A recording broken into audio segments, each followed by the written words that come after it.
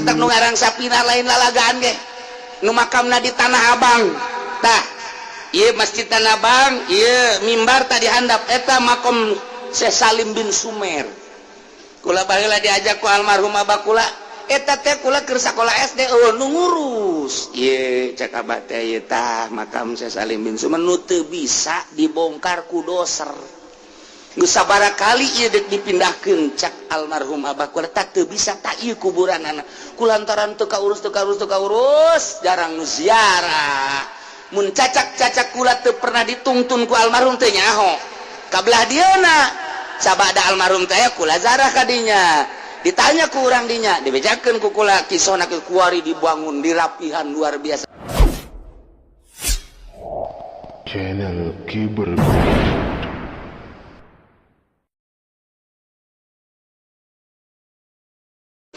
Syekh Nawawi teh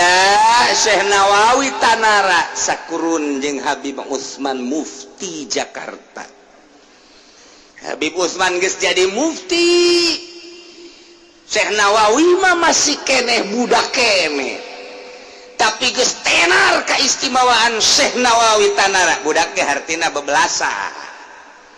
Syekh ieu kenal Habib Usman mah geus jadi mufti geus kira-kira bangsa umur 50-an jadi kolotan Habib Usman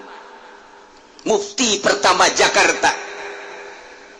tetetenyeun masjid dipermasalahkeun pan Habib Usman mah jago palak dipermasalahkeun kiblatna kulantaran rada cekcok dia jeung para ahli kene jeung para ahli hisab akhirna diantep begitu diantep Syekh Nawawi nyabat ka Jakarta katawaduan Habib Usman teh Syekh Nawawi teu kacaritakeun Habib turusna ka Banten aya sabenerna mah berbau Habib ngan geus dileungitkeun Syekh Nawawi mah nah ieu Habib Usman kadatangan Syekh Nawawi dina biografina langsung silih peluk beres silih peluk kemudian dicium tanganna mung Syekh Nawawi diceklan ku Habib Usman tetap dicium terep bari ngomong anta syekhi cek Syekh Nawawi cek Syekh Habib Usman ente guru kaula mung ditarik dicium deui ku Syekh Nawawi jadi silih cium leungeun beres nyaritakeun soal Ka'bah soal kiblat seri bae Syekh Nawawi begitu seri ditoel Habib Usman begitu ditoel plak kadeuleu Baitullah tidinya lah Habib Usman nu pohara jasa ka Syekh Nawawi masyaallah aya deui ahli thariqah di Singapura sazaman jeung Habib Usman ngaranna Habib kitu di Singapura eta ngaranna Habib kitu saha ngaranna bin Muhammad kula kakarek datang kamari teh di Singapura jadi kula kakarek datang di Singapura jarah ka ditu tah eta sakurun jeung Habib Usman istimewa beuh lamun eueuh para wali Allah di Singapura wallahu a'lam kumaha meun carita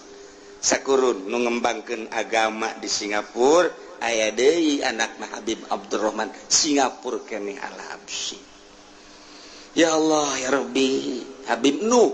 Nuh bin Muhammad Nuh haulna pohar jasa rame ukula rek rencana nama tadi nangis pesen kapal 150-an ke Singapura ternyata usim liburan hese pesen kapalna begitu menang kapalna di ditu hese parkir di Singapura horeng teu meunang sembarangan kapal mah cak urang di Kendal we parkir hese parkir geus di booking kabeh mantak kamari ge loba nu kakalayangan di luar saja di urang ieu lantaran ieu encan berangkat di luhur we heula hese parkir jadi terlalu kecil lamun ngaderet 7 kapal kadalapan teu bisa ieu maju karak ieu maju ieu maju karak ieu tah aya nu di luhur ka kalayangan sajam nungguan ieu berangkat kulantaran weujang parkir aya nama disadiakeun parkir ngan mahal mayarna 2 kali lipat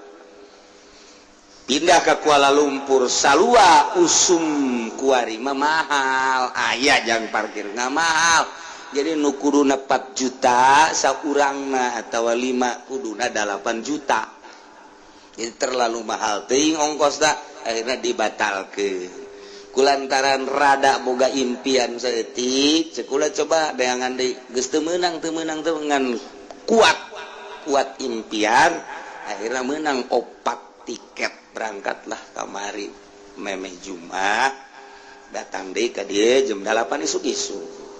sakedeung orang ka Singapura mah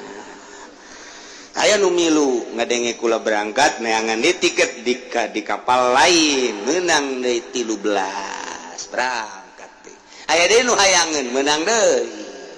jadi ngan saukur 20-an 23-an berangkat ka ditu hayang ningali oh bener ieu lah Habib Nuh nu kumaha eta Habib Nuh teh di zaman Habib Nuh Singapura teh istimewa na Habib Nuh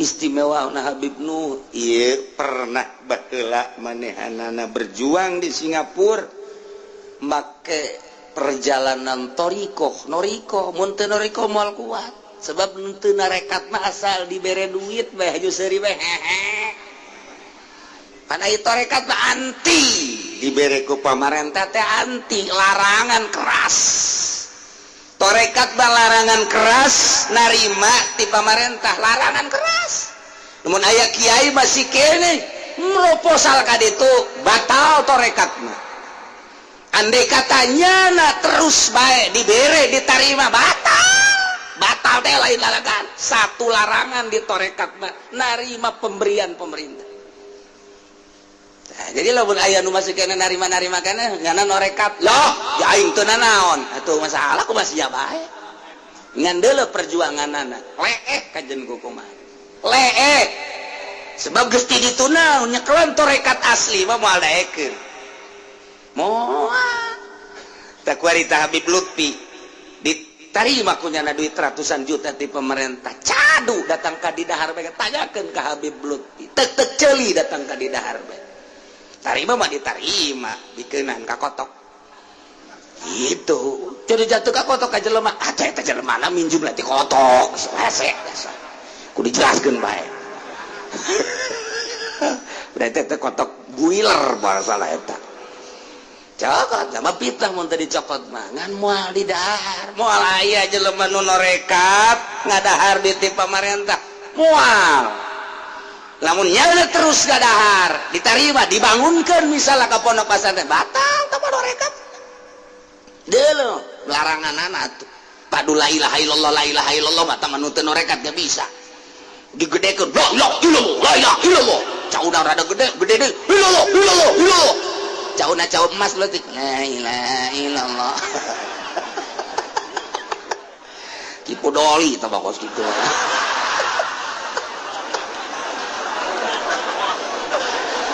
aduh salah lakurin moal nu norekat mah kajen kumaha ge Syekh Asnawi caringin narima tilok di dahar geus larangan moal lazat ibadah ka Gusti Allah leeh perjuangan anak kajen kumaha saya Habib Nuh salah sahiji penerus penegak agama di Singapura pohara jasa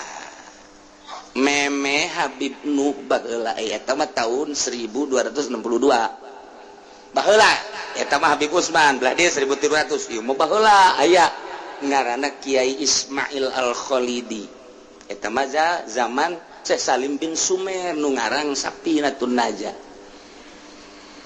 eta ge dicarekan ku Ki Salim bin Sumer Habib Salim bin Sumer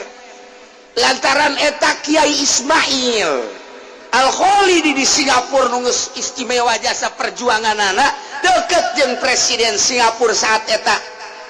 zaman Belanda berarti diurang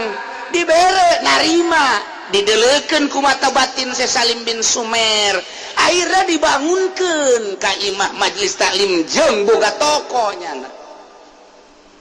nyana langsung nyarekan bea kadaek can aya kapal saat eta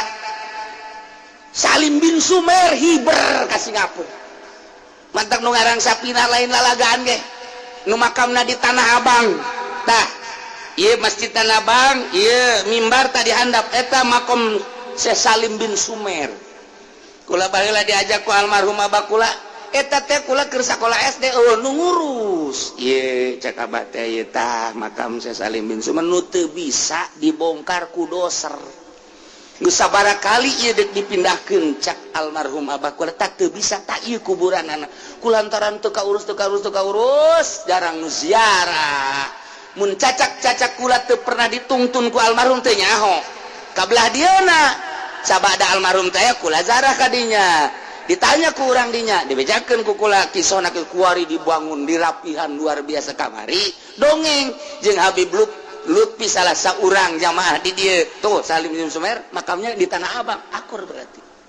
kan aya catatanana catatan thariqah di Habib Lutfi mah. Nah iya mah hiber Salim bin Sumer ke Singapura dicarekan bea kadaek anggeus-anggesan Syekh Ismail Al-Khalidi dicarekan bea kadaek geus teu meunang napas etik-etik acan lantaran laranganna ieu hok perjuangan di Singapura ieu masyaallah anu mayoritasna kafir geus istimewa ieu Syekh Ismail teh menta hampura akhirna sageus teh menta hampura kudu dipicen ieu bangunan imah kudu dibeuleum majelis dibeuleum cak Syekh Salim bin Sumer nu ngarang sapirah nu kurang di araji kitabna beuleum moal beres berjuang kos kitu mah ngaracak cerik sageus cerik balik Habib bin Sumer ka Jakarta sageus balik teu kebal kahuruan imah kahuruan majelis taklim kahuruan pondok pesantren kahuruan boga toko kitab jana di negeri Singapura kahuruan beak anggeus sama kahuruan kabeh cerik Syekh Ismail Al-Khalidi cerik sageus cerik tapi aya bunga artina bunga nama beak teu kudu dibeuleum ka beuleum sorangan ku guru Habib Salim bin Sumer ti tadi beuleum bae hook akhirnya ka beuleum geus kitulah gerak Allah deuk disalametkeun mah cerik terus bae sageus cerik datang deui Habib bin Sumer Habib Salim apa yang ditangisi oleh kamu rumah itu bukan rumah jahanam atau Habib pada geus ngomong itu bukan majlis api neraka itu bukan pondok api itu bukan toko itu api untuk apa makan di situ pemberian dari raja gak boleh terima kasih Bib cak muridna cuman saya mah pengen supaya ada lagi aja ini kitab-kitab saya sebab kitabnya makan asli uang dari saya kalau tokonya itu pemberian dari raja tapi kalau kitabnya makan uang saya udah kamu kembali lagi ke semula berjuang lagi melalui keyakinan kamu ya merem ngadoa Habib Salim bin Sumer begitu ngadoa perem bentak geus gajogrog di toko kitab berikut jeung kitab-kitab daya mentak lain lalagaan di Salim bin Sumer Masya Allah karim lain jelema leutik tidinya lah Syekh Ismail Al-Khalidi sujud muncarak urang sujud takriman pohar raja saya guru geus ieu mah hanya untuk sebuah pembuktian saja cek Syekh Ismail saya sudah tidak ingin lagi dengan dunia geus teu boga imah teu boga majlis nyana dakwah istimewa kulantaran harita zaman rit pindah Syekh Ismail Al-Khalidi ka Malaka mautlah di Malaka jadi maut teh di Singapura nu maut di Singapura nu neruskeun zaman Habib Utsman Habib Nuh bin Muhammad tah jadi di Singapura lamun waliullah ma wallahu alam kula datang kan ke Singapura kamari ka ditu kan maka samping barang di deule di ditu nu marake samping boro-boro samping awewe ge hampir carang nu marake carana panjang Masya Allah marake carana pendek sedangkan kulana resep atuh mantep mantap jasa mantap jasa sararial jasa aduh ke Singapura kos gitu paikan carang nujarah ke Singapura merenenan besi kapita kurang Singapura hiji kedua dahar harese lantaran mayoritas tadi ditu makafir daging babi ambalaya ngan aya di ditu nasi padang itu orang Padang bisa bae deui nyeun Padang ngan warteg warteg mun aya laku tah bejakeun ka orang Tegal nyeun warteg gitu di Singapura ikir cerita Syekh Nawawi mapatahan niat ka orang nawaitu somagodin an adai fardhi syahri ramadhani hadhihi sanati lillahi niat dipeti ya Allah jauh jasa kehirupan ulama-ulama jeung urang kunaon urang mah dibere hayang bae ka dunia resep atuh minimal anu remeng-remeng mah ulah atuh aing ngaran ustad jeung kiai mantap begitu urangnya hojrona thariqah lain zikirna thariqah orang eta larangan hese urang lamun maca ihya eta Imam Hanafi sagede Imam Hanafi dibujuk ku Raja Harun Ar-Rasyid Imam Hanafi waktu eta kan keur di Mekah di Madinah datang Raja Harun Ar-Rasyid ka Madinah maksudna dek Mekah begitu pertemuan di Madinah dibere duit jang meuli imah lantaran ditanya wahai Hanafi boga imah heula cekna teu abdi mah teu boga imah teu bogana naon abdi mah kunaon atuh teu meuli imah isin ka Kangjeng Nabi kendaraan boga henteu kunaon atuh isin ka Kangjeng Nabi abdi naik kendaraan anu bagus misalna di handapeun taneuh aya Kangjeng Nabi suul adab batur mah boga pikiran kos kitu urang mah kakarak dibere hotel rada jore bae geus ngaremeng bae ta pimpinan sial ta pimpinan goblok tolol hotelna jore nyasa tuh Syekh Imam Hanafi zaman harita zaman Abbasiyah kaopat isine naik kendaraan naik kendaraan bagus Imam Hanafi lantaran ingat di jero taneuh aya Kangjeng Nabi nupang mulia-muliana manusia dibandingkeun jeung malaikat Jibril ge muliaan Kangjeng Nabi ai urang ngeunahan di luhur make kendaraan bagus teu hayang cek Imam Hanafi isin imah bong lantaran isin jasa ka Kangjeng Nabi masa hirup Kangjeng Nabi teh henteu boga imah nu mewah kula lamun boga imah mewah isin amat ka Kangjeng Nabi cenah nurutan Kangjeng Nabi ai imah bagus jasa di Madinah mah teu hayang kecuali di luar Madinah sabodong bong di Madinah mah isin ka Kangjeng Nabi nu mantak Imam Hanafi mempuasa bae di Madinah isin ka Kangjeng Nabi urang Indonesia ke Madinah daharna dibere 2 kali ge dirangsung geus protes 3 kali di luar eta dahar deui geus acak-acakan tah ieu urang mah geus teu inget ka Kangjeng Nabi na masyaallah Madinah teh ya Allah al Madinah kalkir Madinah persis kos lembusan anu biasana lembusan eta paranti ngabersihan emas dek dijieun dibeuleum tiup heula keuna kokotorna supaya jadi emas anu murni kitu kene manusia datang ke Madinah tiup ku Madinah Masya Allah jag awakna jag hatena imanna gede Madinah mantak datang ke Madinah orang kurang istighfar dibere muriang bae eta muriang teh anugerah ti Allah keur dibersihan orang mun datang ke Madinah teu muriang acan berarti teu dibersihan coba mending muriang teu mending ulah bingung urang